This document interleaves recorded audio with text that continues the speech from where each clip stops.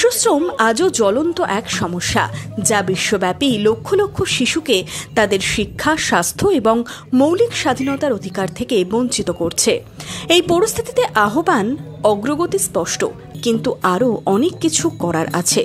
আসুন প্রচেষ্টাকে ত্বরান্বিত করি।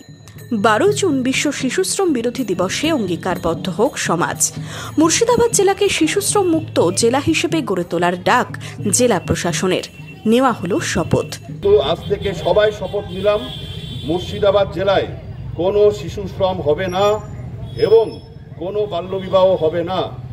যদি আমরা এই ধরনের কোনো ঘটনা দেখতে পাই, জানতে পাই, তাহলে তৎক্ষণাৎ প্রশাসনে খবর দেব।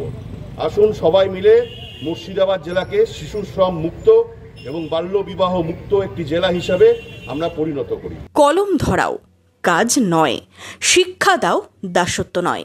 অঙ্গীকার পূরণ করতে সচেতনতার যাত্রা হয় এদিন।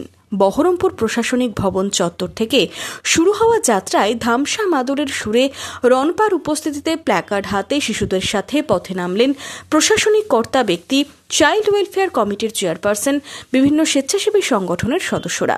শিশুশ্রম থেকে বাল্যবিবাহ রুখতে দেওয়া হলো কড়া হুঁশিয়ারি। আপনাদেরকে মনে রাখতে হবে, শিশু শ্রম যেমন বন্ধ করব, সেরকম বাল্য বিবাহ বন্ধ করব। এই দুটো কিন্তু একে অপরের সঙ্গে ওতপ্রোতভাবে জড়িত। যেই ছেলেটি শিশু শ্রম করছেন, যারা উৎসাহ দিচ্ছেন, তাদেরকে বিনম্রভাবে বলবো, দয়া করে করবেন না, অন্যথায় আইন কিন্তু আইনের পথে চলবে। সচেতনতার যাত্রা পৌঁছয় শ্রমিক ভবনে। মুর্শিদাবাদ জেলা শ্রম কমিশনারেটের আয়োজনে হয় আলোচনা সভা। শিশুশ্রম নির্মূল করতে অগ্রগতি সত্ত্বেও ইউনিসেফ উল্লেখ করেছে যে এটি বিশ্বব্যাপী প্রায় 138 মিলিয়ন শিশুকে প্রভাবিত করছে, যার মধ্যে 54 মিলিয়ন শিশু বিপজ্জনক কাজে নিযুক্ত। লক্ষ্য বেঁধেছে মুর্শিদাবাদও।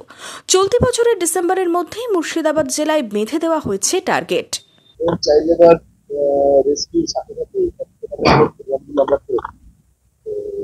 তারই একটা অংশ এটা। তো এটা আজকে অনেক বড় পাচ্ছি। আমরা আগামী ডিসেম্বরের মধ্যে ব্লককে শ্রম মুক্ত এবং বাল্যবিবাহ মুক্ত করবো। সামগ্রিকভাবেই এটাকে চেষ্টা করতে মহাত্মা গান্ধী বলেছিলেন, শিশুশ্রমের কোনো যুক্তি নেই। শিশু আমাদের জাতির ভবিষ্যৎ। আসুন আমরা তাকে শারীরিক, মানসিক এবং নৈতিকভাবে বিকাশের সুযোগ দেই। শুধু একদিনের উদযাপন নয়, সময় এসেছে সামাজিক ব্যাধি নিরাময়ের, হাতে হাত ধরে মানববন্ধনের, আরও সচেতন হওয়ার, আইনের বেড়াজাল বোঝার। বহরমপুর থেকে রঞ্জিত মাহাতোর রিপোর্ট, ইমাজিন কমিউনিটি মিডিয়া।